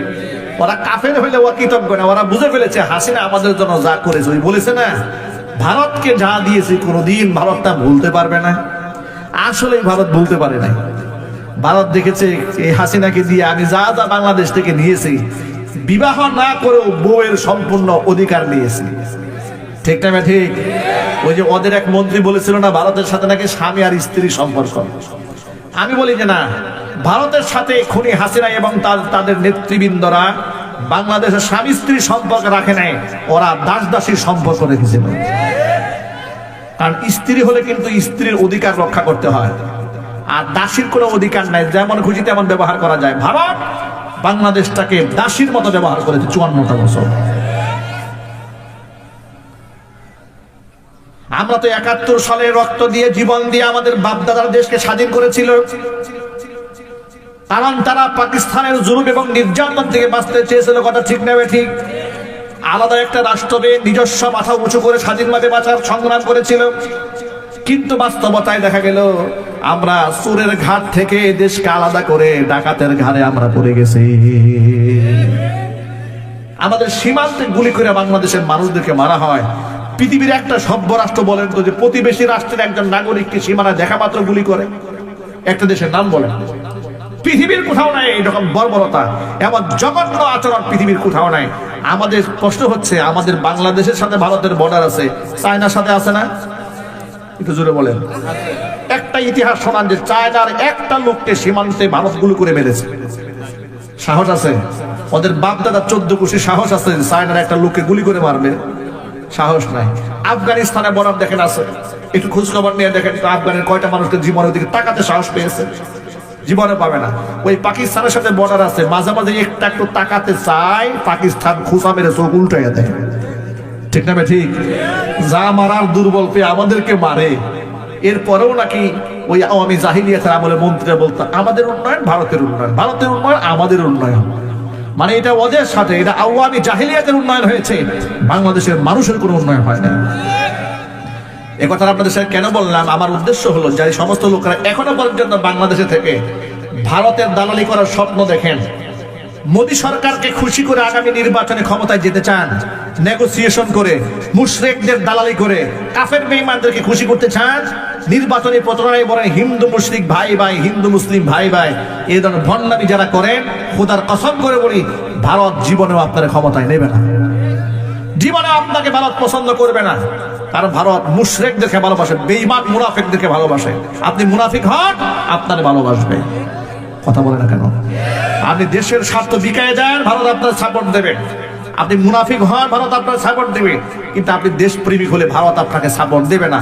আর ভারতের সাপোর্টের কোনো দরকার নাই। এই জাতি যদি সক্রিয়তা নিয়ে আল্লাহর উপর তাওয়াক্কুল এবং বিশ্বাস রাখতে পারে, আল্লাহ পাক গায়েবে নুসরত দিয়ে এই দেশকে আল্লাহ পাক ধন্য এবং অনন্য করে দেবে। এই জন্য ঈমান দরকার, তাকওয়া দরকার। কি দরকার যদি বলেন ভাই? এই জন্য ঈমান আনবো কার উপরে? আল্লাহ পাকের উপরে। ওই যে এক এমপি পদপ্রার্থী গত পূজা মণ্ডপে গিয়ে বলতেছে যে আপনারা হিন্দু, আমরা মুসলমান, কিয়ামতের ময়দানে আমরা একসাথে উঠবো। নাউজুবিল্লাহ বলে। ব্যাখ্যা কাকে বলে, কত প্রকার এবং কি কি। হ্যাঁ, কিয়ামতের ময়দানে আমরা একসাথে উঠবো। এরপরে যদি আপনারা ভালো করেন আপনারা যাবেন নরকে, আপনারা চলে যাবেন স্বর্গে, আমরা ভালো করলে আমরা চলে যাবো জান্নাতে। আমরা একসাথে উঠবো। আরেকজনে বলে ফেললো রোজা আর পূজা হচ্ছে মুদ্রার এপিঠ আর ওপিঠ। মানে অমুসলিমদেরকে খুশি করার জন্য এই যে ধান্দাবাজি, এই যে স্ট্যান্ডবাজি এরা করা শুরু করেছে অমুসলিমদের কিছু ভোট পাওয়ার আশায়। ভাইরা, আপনাদেরকে আমি জিজ্ঞেস করি, আমার ভোটটা বেশি মূল্যবান নাকি আল্লাহর উপর ঈমানটা বেশি মূল্যবান? কথা বলে না কেন? তাম পৃথিবীর সমস্ত সম্পদে এক পাল্লায় যদি ঈমানের সমতুল্য হবে না, ঈমানের সমতুল্য হবে না। এই জন্য শিরকি কাজে সমর্থন দেওয়া হারাম, সহযোগিতা করা হারাম, অনুদান দেওয়া হারাম, উপস্থিত হওয়া হারাম, শুভেচ্ছা জ্ঞাপন করাও হারাম। এই কথা কি ভাই সকলে মনে থাকবে তো ইনশাআল্লাহ? আর পূজার প্রসাদ খাওয়া মনে হয় একটু একটু হালাল নাকি? এটা টোটাল হারাম। টোটাল কি হারাম? শুয়ারের পায়খানা খাওয়া যেমন হারাম, পূজা মণ্ডপের প্রসাদ খাওয়া ঠিক তেমন হারাম। কথা যেন মনে থাকে। আল্লাহ পাক আমাদের বুঝার তৌফিক দান করেন। শিরকের গুনাহ আল্লাহ ক্ষমা করবেন না, মুশরিককে আল্লাহ ক্ষমা করবেন না। কোন মুশরিক ক্ষমা করবে না? যে মুশরিক শিরিক করে তওবা ছাড়া মারা গেছে। হ্যাঁ, কোনো ব্যক্তি শিরিক করেছে, বুঝে কিংবা না বুঝে অনুশোচনা করেছে, অনুতপ্ত হয়েছে, ক্ষমা চেয়েছে, আল্লাহ ক্ষমা করে দেবেন। অসংখ্য মুশরিককে আল্লাহ ক্ষমা করে দিয়েছে না ভাই? দিয়েছে। কিন্তু শিরিকরত অবস্থায় যদি কেউ মারা যায়, তাকে আল্লাহ আর ক্ষমা করবেন না। প্রমাণ কোথায় করেছিল? আয়াতে প্রমাণ না। মহান আল্লাহ রাব্বুল আলামিন বলেন, মা কানা লিন-নাবিয়্যি ওয়াল-লাযীনা আমানু আন ইস্তাগফিরু লিল-মুশরিকিন ওয়ালাউ কানু উলি কুরবা মিন বা'দি মা তাবায়্যানা লাহুম আন্নাহুম আসহাবুল জাহিম।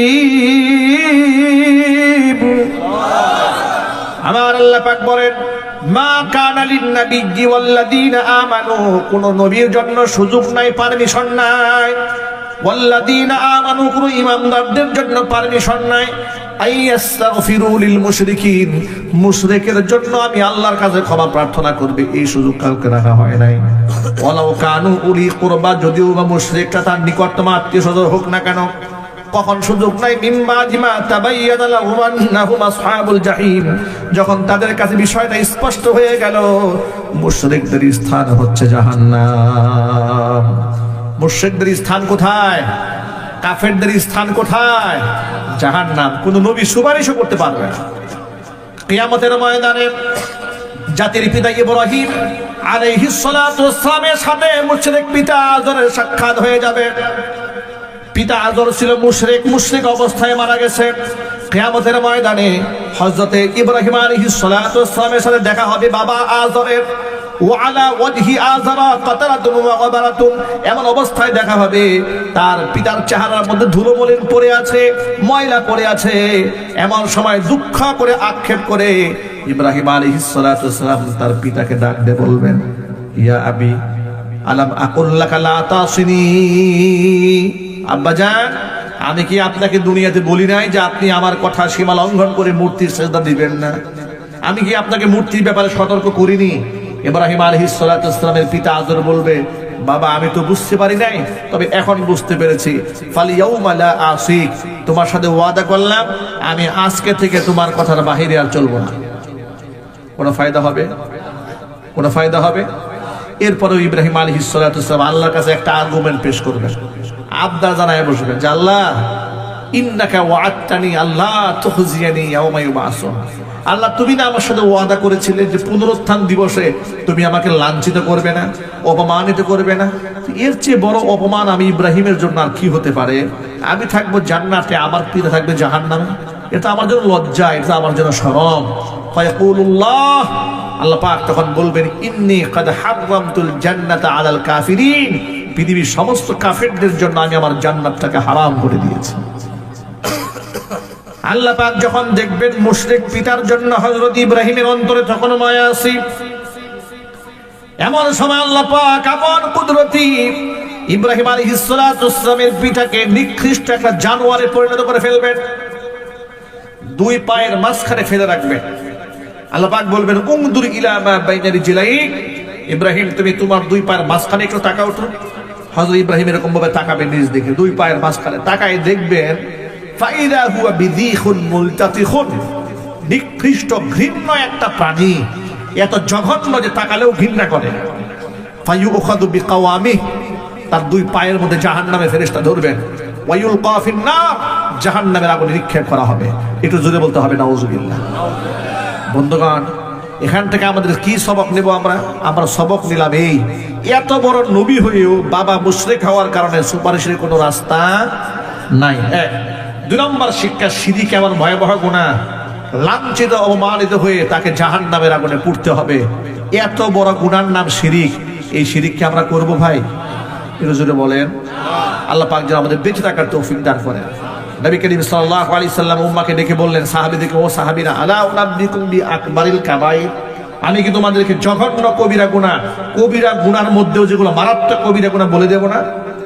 সাহাবায়ে কেরাম বললেন, নিশ্চয়ই দিবেন হুজুর। বলেন, শোনো, আকবারুল কাবাইরি সালাসাতুন, কবিরা গুনার মধ্যেও মারাত্মক লেভেলের কবিরা গুনাহ হচ্ছে তিনটা। এর মধ্যে এক নাম্বার শীর্ষ কবিরা গুনার নাম হচ্ছে আল ইশরাকু বিল্লাহ, আল্লাহর সাথে শিরিক করা। দুই নাম্বার উকুকুল ওয়ালিদাইন, পিতা মাতার নাফরমানি করা। তিন নাম্বার কাউলুজ জুর আও শাহাদাতুজ জুর, মিথ্যা কথা বলা অথবা মিথ্যা সাক্ষ্য দেওয়া। এক নাম্বার হচ্ছে শিরিক করা, হারাম। দুই নাম্বার পিতা মাতার অবাধ্য হওয়া, হারাম। তিন নাম্বার শিরিক, মিথ্যা কথা বলা, মিথ্যা সাক্ষী দেওয়া। এগুলো আমাদের সমাজে অ্যাভেলেবল আছে না নাই? জোরে বলেন। আল্লাহ রাসূল সাল্লাল্লাহু আলাইহি ওয়াসাল্লাম বলেছেন, মিথ্যা এটা হচ্ছে সকল পাপের মূল। সকল পাপের মূল কি? মিথ্যা। কোরআন বলেছে, ইয়া আইয়ুহাল্লাযীনা আমানুত্তাকুল্লাহ, ইমানদারেরা আমি আল্লাহকে ভয় করো, ওয়া কুলু কাওলান সাদীদা, সদা সর্বদা সত্য কথা বলবে, কারো সাথে গাদ্দারি করবে না, ওয়াদা খেলাফ করবে না, মিথ্যা কথা বলবে না। কথা বলবে একরকম, কাজ করবে একরকম, এই কাজটা করো না। তুমি যদি তোমার ওয়াদার উপরে জবানের বরখেলাফি না করো, ইউসলিহু লাকুম আমালাকুম, তুমি তোমার কাজ করার সময় তোমার সমস্ত কাজের সংশোধনী আমি আল্লাহ করে দেব। সুবহানাল্লাহ বলবেন না? তোমার জিন্দেগি ওয়ায়াগফির লাকুম যুনুবাকুম, জীবনের সমস্ত গুনার খাতা আমি আল্লাহ মাফ করে দেব। কিন্তু আমাদের সমাজে দেখেন, মিথ্যা কথা, অহরহ মিথ্যা কথা আছে না ভাই? মানে কারণে অকারণে মিথ্যা। ছেলে বাবার সাথে মিথ্যা কথা বলে, বাবা ছেলের সাথে মিথ্যা কথা বলে, স্বামী স্ত্রীর সাথে, স্ত্রী স্বামীর সাথে মিথ্যা কথা বলে, ব্যবসায়ী ক্রেতার সাথে মিথ্যা কথা বলে, ক্রেতা ব্যবসায়ীর সাথে মিথ্যা কথা বলে। ধূম্রজাল সৃষ্টি হয়েছে সমাজে। আইন বলেন, আদালত বলেন, বিচার বলেন, সালিশ বলেন, সর্বত্র মিথ্যার চরাচর। কোর্টে গেলে মিথ্যা সাক্ষী দেওয়ার জন্য লোক পাওয়া যায়। গ্রামগঞ্জে বিচারে বসলে 500 টাকা দিলে মিথ্যা কথা বলার লোক ভাড়া করা যায়। নাউজুবিল্লাহ পড়েন। শুধু মানে ভুয়া পরে মনে হয় এরকম হয় না। আমি আমার এই ছোট জীবনে আমি তো গ্রাম্য সালিশে বসি না কখন। আমার সমস্ত সময় কোথায়, আমার গ্রামে তো খুব একটা যাওয়া আসা হয় না। তো পারিবারিক জমি সংক্রান্ত একটা ব্যাপারে আমি গোটা জীবনে 2-3 বার বা 4-5 বার হয়তো বসেছিলাম গ্রাম্য সালিশে। তো গ্রাম্য সালিশে বসার পরে সারাসারি একটা সত্য একটা মিথ্যা, কারণ দুইটা তো সত্য হবে না। কি বলেন ভাই? দুইটা সত্য হবে? বিচার তো হয় হলো হক বাতিলের। এক পক্ষ সত্য থাকে, আরেক পক্ষ মিথ্যা থাকে। এক পক্ষ সঠিক, আরেক পক্ষ ব্যাঠিক থাকে। তা আমি এমন একটা বিচার সংক্রান্ত ব্যাপারে বসলাম যে পক্ষে হক সত্য, এবং সেটা সত্য, এটা গ্রামের সব মানুষ জানে। কিন্তু অপর পক্ষে কিছু আধিপত্য বিস্তার করে, কিছু ঘুষ টুস দিয়ে, টাকা টাকা দিয়ে কিছু লোক ম্যানেজ করছে। বিশ্বাস করেন, আমি অবাক হয়ে গেছি যে বিচার সালিশে বসার পরে মিথ্যার পক্ষেও দেখলাম বেশ কিছু লোক দাঁড়াইছে। আমি চেহারাগুলো তাকে অবাক বিস্ময় তাকে, আর মনে মনে ভাবলাম, এত বড় মিথ্যার পক্ষে গ্রামবাসী সবাই জানে এটা মিথ্যা, এটা সত্য, এই মিথ্যার মধ্যে লোক দাঁড়ালো কেমনে? সালিশ হিসেবে জিজ্ঞেস করলাম একজনকে, গ্রামের লোককে জিজ্ঞেস করলাম, আচ্ছা ভাই এর কারণটা আমাকে বলেন, তুমি খুলে বলেন তো, যে এর পক্ষে এই লোকগুলো কোথেকে আসছে? তারা বলে, হুজুর গত রাত্রে 500 করে টাকা দিছে। নাউজুবিল্লাহ পড়ে। মানুষ এত নিচু হতে পারে? কি যে বললেন হুজুর, 500 টাকা তো অনেক বেশি বললাম। একটা সিগারেট দিয়ে দিলে সারাদিন গ্রামের কিছু লোক আপনার পিছনে দৌড়াবে। নাউজুবিল্লাহ পড়ে। আমার লজ্জায় মাথা হেট হয়ে গেছে, নত হয়ে গেছে। নাউজুবিল্লাহ। এই মানুষ দিয়ে কেমনে গ্রামের মানুষ সংসার করে? যে 500 টাকা দিলে মাথা কিনা যায়, মিথ্যার উপর বক্তব্য দেওয়ার জন্য লোক দাঁড়ায় যাবে, আপনার পক্ষে লোক দাঁড়িয়ে যাবে। নবী করিম সাল্লাল্লাহু আলাইহি ওয়াসাল্লাম বলেছেন, এই মিথ্যাটা এটা শুধুমাত্র গুনাহ না, এটা সমস্ত গুনার মধ্যে জঘন্যতম কবিরা গুনাহ। আবার মিথ্যা সাক্ষ্য দেবেন, আদালতে দাঁড়িয়ে দাঁড়িয়ে মানুষ মিথ্যা কথা বলে। কথা ঠিক না ঠিক জুড়ে বলেন। বিগত জীবনে আপনাদেরকে একটা ঘটনা শোনায়। 2018 সালে, কত সালে? 2018 সালে খুনি হাসিনার শাসনামলে মাহফিল মঞ্চে স্লিপ দিয়ে আমাকে নামিয়ে নেওয়া যাওয়া হলো। গাজীপুরের জেলখানার পেছনে লক্ষ্মীপুরা গ্রামের এক মহিলা মাদ্রাসার মাহফিলে বয়ান করতেছিলাম। হঠাৎ করে ফেব্রুয়ারি মাসের 8 তারিখ রাত আনুমানিক 10:30 বাজে, প্রধান বক্তার বক্তব্য করছে। স্লিপ দেওয়া হলো, হুজুর বক্তব্য শর্ট করেন। শর্ট করলাম, স্টেজ থেকে নেমে গেলাম। নেমে গিয়ে গাড়িতে বসেছি, সামনে গাড়ি টান দিয়েছে। টান দেওয়া মাত্র সামনে পুলিশের গাড়ি, পেছনে ডিবির গাড়ি আমার গাড়িকে ঘেরাও দিয়ে দাঁড়িয়েছে। একেবারে ধস্তাধস্ত করে কয়েকটা পুলিশ গাড়ি থেকে নেমে এসে আমার গাড়িতে নক দিল। গাড়ি থেকে আমার ড্রাইভারকে নামিয়ে দিল। ড্রাইভিং সিটে পুলিশ বসলো। দুই পাশে আর্মস নিয়ে দুজন পুলিশের অফিসার বসেছে, আমি মাঝখানে বসা। আমাকে নিয়ে যাচ্ছে, আমার গাড়ির মাঝখানে, সামনে পিছনে দুই গাড়ি, ড্রাইভিং সিটে পুলিশ বসা। আমার ড্রাইভারকে নামিয়ে প্রিজন ভ্যানে উঠাই নিচ্ছে। জিজ্ঞেস করলাম কোথায় নিয়ে যাচ্ছেন? বলে থানায়। বললাম অপরাধটা কি? বলে অপরাধ কিছু জানি না, হক উপরের নির্দেশ। এমন ভাবে এত সুন্দর করে উপর নির্দেশ বললো, মনে হয় জিব্রাইল এসে কই বলে গেছে। যাই হোক, নিয়ে গেল থানায়। থানায় গিয়ে বললাম যে ভাই, আমি থানা ওসি সাহেবের সাথে কথা বলতে চাই। আমি তো চোরও না, ডাকাতও না, খুনিও না, এমন কোন আকাম আমি করি নাই যে আমি দুর্বল হয়ে যাব। আমি বললাম ওসি সাহেবের সাথে কথা বলবো। ওসির নাম আমিনুল ইসলাম, কালো করে ভদ্রলোক, আমার সাথে দেখা করতে চায় না। কারণ হচ্ছে আপনার সাথে কথা বলবে না। আমি বললাম আশ্চর্য কাবার, কত ওসি সাহেবের বেটা আমার মসজিদে দুয়ার জন্য সিরিয়াল ধরে দাঁড়ায় থাকে, আর আমি এখানে আসছি আমার সাথে কথা বলবে না? মানে ওটিকে মহিলা মানুষ, লজ্জা পায় আমার সামনে আসতে? কথা বলেন, কথা বলতে বলেন। যে হুজুর বলছে অবশ্যই আপনার সাক্ষাৎ কথা বলতে হবে। কেন নিয়ে আসেন জিজ্ঞেস করেছে। আচ্ছা, একজন আসামিকে জানার অধিকার নাই, কেন নিয়ে আসে তারে? আওয়াজ নাই। একজন আসামি জানার অধিকার নাই? আছে, বলে না, খালি ও বলেন। ওসি সাহেব আসলেন, এসে আমাকে চা দিলেন, বিস্কিট দিলেন, আপ্যায়ন করলেন। আমার মিজাজটা দেখে আমার খারাপ হচ্ছে। মাহফিল থেকে ধরে নিয়ে আসছেন, নাস্তা পানি খাওয়ার পরে জিজ্ঞেস করলাম, আচ্ছা ভাই আমাকে নিয়ে আসছেন কেন বলেন তো? ওসি সাহেব বলে, হুজুর আমি আপনাকে নিয়ে আসছি না, উপরের নির্দেশ। একটা থানার অফিসার ইনচার্জ, তিনিও জানেন না আমার উনি কেন ধরে নিয়ে গেছেন। এটা হচ্ছে আওয়ামী জাহিলিয়াতের শাসন আমল। কথা ঠিক না? বেঠিক জুড়ে বলেন। এটা কার শাসন আমল? আওয়ামী জাহিলিয়াতের শাসন আমল।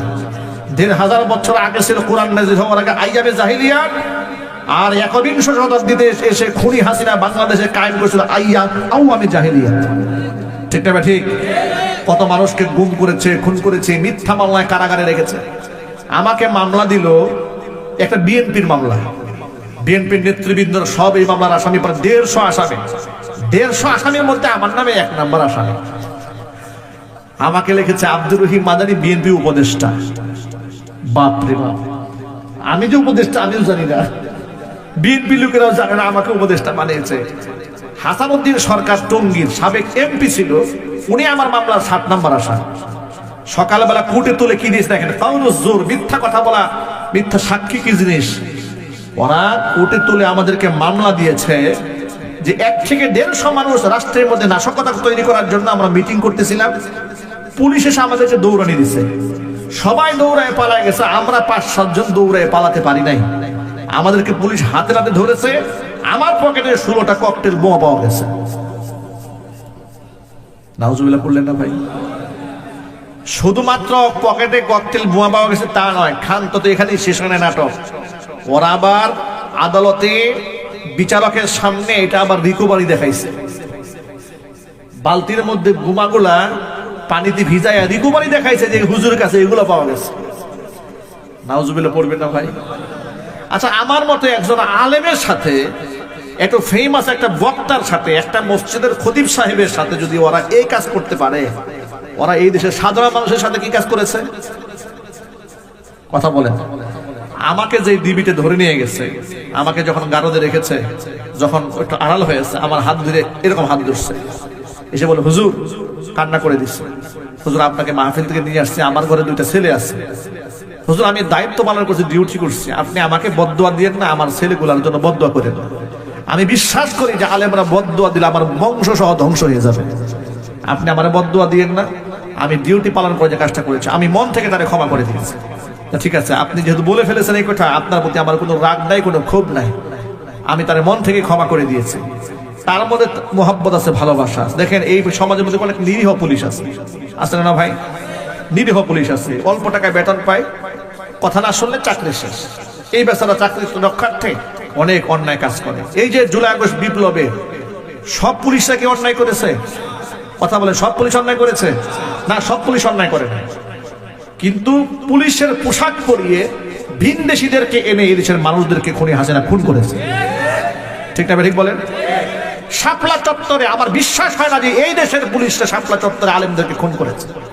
লাইট বন্ধ করে ভারতীয় রাম এবং বামদেরকে এনে মুশরিকদেরকে এনে মুসলমানদেরকে খুন করানো হয়েছে।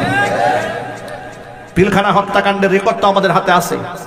সেখানকার সাক্ষীরা বলেছে না, ইমাম সাহেব বলেছে না, সেখানকার ইমাম সাহেব যে আমরা হিন্দিতে কথা বলতে শুনেছি, ইংলিশে কথা বলতে শুনেছি। তো ওরা কারা? হিন্দিতে কথা বলে আমাদের দেশের শ্রেষ্ঠ সন্তান সেনাবাহিনী অফিসারদেরকে খুন করেছে। এগুলা ভারত থেকে এনে এদেরকে খুন করা হয়েছে। কথা ঠিক টাইমে ঠিক জুড়ে বলেন। এই জন্য আপনাদেরকে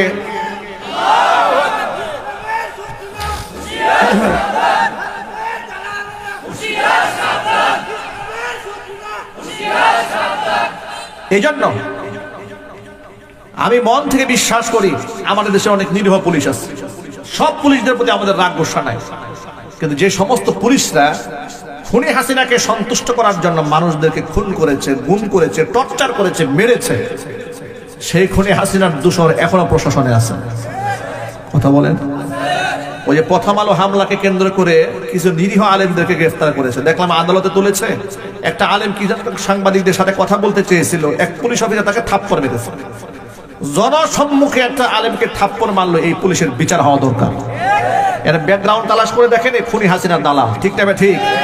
যেখানে গণহত্যাকারী আসামিরা প্রিজন, এসি প্রিজন ভ্যানে উঠে, এমনকি খুনি হাসিনার পেটার তারা জয় বাংলা জয় বঙ্গবন্ধু বলে আদালত চত্বর স্লোগান দেয়, তাদের সাথে তো পুলিশ এই আচরণ করে না।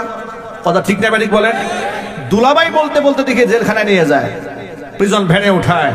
আর একটা আলেম কথা বলতে চেয়েছিল, সে আলেমকে থাপ্পড় মেরেছে। এর ব্যাকগ্রাউন্ড তালাশ করলে বোঝা যাবে এটা খুনি হাসিনার রক্ত ওর গায়ে আছে। সুতরাং এই দেশ নিয়ে একটা গভীর ষড়যন্ত্র চলতেছে। আমাদের বিভক্ত হলে চলবে না। জুলাই আগস্ট বিপ্লবে আমরা যেমন সব দলমত মিশে একাকার হয়ে গিয়েছিলাম, রাজনৈতিক মত ভিন্নতা থাকতে পারে, জামাতের সাথে, এনসিপির সাথে, হ্যাঁ, বিভিন্ন দল বিএনপির সাথে একজন আরেকজনের রাজনৈতিক দূরত্ব থাকতে পারে, স্বাধীনতা সার্বভৌমত্ব রক্ষার স্বার্থে এবং খুনি হাসিনা এবং তাদের পেটার তাদের বিচারের স্বার্থে সব ঐক্যবদ্ধ থাকতে হবে। ঠিক না ঠিক যেটা বলেন? শহীদ উসমান হাদিকে যারা শহীদ করেছে, হত্যা করেছে, তার বিচার হওয়ার দরকার আছে না নাই? চিল্লায় বলতে হবে, যুবকরা আছে না নাই? শহীদ উসমান হাদি কোনো সাধারণ মানুষ ছিলেন না। একবিংশ শতাব্দীর আল্লাহর পক্ষ থেকে শ্রেষ্ঠ একটা উপহার ছিল সে বাংলাদেশের জন্য। একটা এই বয়সের একটা ছেলে এতটা চৌকুশ, এতটা মেধাবী, এতটা তীক্ষ্ণ, এতটা দেশপ্রেমিক, এতটা ইমানদার, শাহাদাতের এত বড় তামান্না নিয়ে বসবাস করেছে, তার এক একটা বক্তব্য শুনলে এখনো পর্যন্ত চোখে পানি চলে আসে। ঠিক না ঠিক? হাফিজ কোরআন ছিলেন, আলেম পরিবারের সন্তান ছিলেন, সহ্য করতে পারে নাই বেঈমানেরা, মাথার মধ্যে শুট করে দিয়েছে। এই আসামিকে নিয়ে বহুত নাটকীয়তা চলছে বাংলাদেশে। কেউ বলে ভারত চলে গেছে, কেউ বলে দেশে আছে। আমরা এত কথা শুনতে চাই না। খুনি হাসিনা তার পিতার হত্যাকারীদেরকে বিদেশ থেকে ইন্টারপোলের মাধ্যমে বাংলাদেশে এনে ফাঁসির রায় কার্যকর করেছিল। ঠিক না ঠিক? অন্তর্বর্তীকালীন সরকার ডক্টর মোহাম্মদ ইউনূসকে বলি, আপনি তো খুনি হাসিনার চাইতে বেশি পাওয়ারফুল, ইন্টারন্যাশনাল ফিগার, আপনি আন্তর্জাতিক অঙ্গনে আপনার গ্রহণযোগ্যতা আছে। আর উসমান হাদির খুনি একটা আটনা চুরুপুটিকে আপনি ধরতে পারেন না, কারণটা কি? আপনার দুর্বলতা কোথায়? আপনার কোনো দুর্বলতা থাকলে জাতির সামনে বলে দেন যে এদের কারণে পারেন না। শহীদ উসমান হাদি যেটা বলেছিলেন যে আপনার কোনো সমস্যা থাকলে বলে দেন জাতির সামনে, কে আপনাকে ডিস্টার্ব করে? আপনি তো বোনাস হায়াত পেয়েছেন, বয়সটা 80-র ঊর্ধ্বে চলে গেছে। শহীদ উসমান হাদি বলেছিল না যে আপনার বয়সটা 80-র ঊর্ধ্বে হয়ে গেছে, বাঁচবেন আর কয়েক বছর, কিছু কাজ করে যান, এমন কিছু করে যান যাতে করে মানুষ 1000 বছর আপনার জন্য দোয়া করে। সেই শহীদ উসমান হাদি তো বেশি কিছু চায় নাই, শুধু বলেছিলেন আমাদেরকে যদি শহীদ করা হয় বিচারটা আপনারা করে দেন। বলে নাই? এই বিচারটা ইনশাআল্লাহ আমরা দেখতে চাই বাংলাদেশে। আপনারা দেখতে চান না? কারা কারা দেখতে চান? হাত দেখি তো ভাই। শহীদ উসমান হাদিকে যারা খুন করেছে তাদের বিচার হোক এই বাংলার মাটিতে, প্রকাশ্য দিবালোকে ফাঁসি হোক, এটাই আমরা চাই। করবো কথা বলেন, ঠিক কিনা বলেন? আল্লাহ পাক আমাদেরকে ঐক্যবদ্ধ থাকার তৌফিক দান করে, জোরে কোন আমিন। ভাইরা, মিথ্যা কথা বলা, মিথ্যা সাক্ষ্য দেওয়া, কারোর সাথে ওয়াদা খেলাফ করবেন না। করবো ওয়াদা খেলাফ? যদি বলে ওয়াদা খেলাফ করবো না। মিথ্যা সকল পাপের মা। সকল পাপের কি? সকল পাপের মা হচ্ছে মিথ্যা। এটা আমরা কথা, মিথ্যা কথাও বলবো না, মিথ্যা সাক্ষ্য দেবো না, কাউকে ধোঁকাবাজি করবো না। একটা হাদিস বলে আলোচনা শেষ দিকে নিয়ে যাচ্ছি। নবী করিম সাল্লাল্লাহু আলাইহি ওয়াসাল্লাম মাররা রাসূলুল্লাহ সাল্লাল্লাহু আলাইহি ওয়াসাল্লাম আলা সুবরাতি তুআমিন, খাবারের দোকানের সামনে দিয়ে নবীজি হেঁটে যাচ্ছেন। এমন সময় নবীজি সাল্লাল্লাহু আলাইহি ওয়াসাল্লাম খাবারের মধ্যে হাত ঢুকাই দিলেন। দেখতে পেলেন উপরের খাবারগুলো শুকনা, নিচের খাবারগুলো ভিজা। হুজুর বিক্রেতাকে জিজ্ঞেস করলেন, উপরের খাবারগুলো শুকনা, নিচের গুলো ভিজা, কারণটা কি? তিনি বললেন, ইয়া রাসূলুল্লাহ আসাবাতহু সামা, খাবারের মধ্যে বৃষ্টির পানি পড়েছিল। হুজুর বলেন, বৃষ্টির পানি পড়েছিল তো নিচের খাবারগুলো উপরে উঠাই রাখতা, কাস্টমার যেন শুকনা এবং ভিজা পার্থক্য করতে পারতো। এখন তুমি যখন ওজন করে সব খাবার একসাথে দিয়ে দিবা, তো ভিজা আর শুকনা একসাথে দিয়ে দিলা, এটা ধোঁকা হয়ে গেল। কাস্টমার তো বুঝতে পারবে না। মনে রেখো, মানে গস্যা ফালাইসা মিন্নি, যে ব্যক্তি ধোঁকা দেয় সেই ব্যক্তি আমি মুহাম্মদ সাল্লাল্লাহু আলাইহি ওয়াসাল্লামের উম্মার অন্তর্ভুক্ত নয়। ইসলাম কি বলে নাই ভাই বলেন, সব বলে দিয়েছে। আজকে দেখুন বাংলাদেশে আপনার এলপি গ্যাসের সিন্ডিকেট চলতেছে বাংলাদেশে, ঠিক না? ঠিক। সরকার ধার্য করে 1300 টাকা আর দোকানদার বিক্রি করে 1800 টাকা, 500 টাকা বেশি বিক্রি করছে। এই যে সিন্ডিকেটের কবলে গোটা দেশ, ব্যবসা প্রতিষ্ঠান, এর শেষ কোথায়? নবী করিম সাল্লাল্লাহু আলাইহি সাল্লাম বলেছেন, কৃত্রিম ক্রাইসিস এবং সংকট তৈরি করে দ্রব্যমূল্যের দাম যারা বাড়িয়ে দেয়, পরকালে তাদের তো কঠিন শাস্তি আছে, ওরা জাহান্নামে যাবে। দুনিয়ার 1 নম্বর শাস্তি এই ব্যক্তির সব সারা জিন্দেগি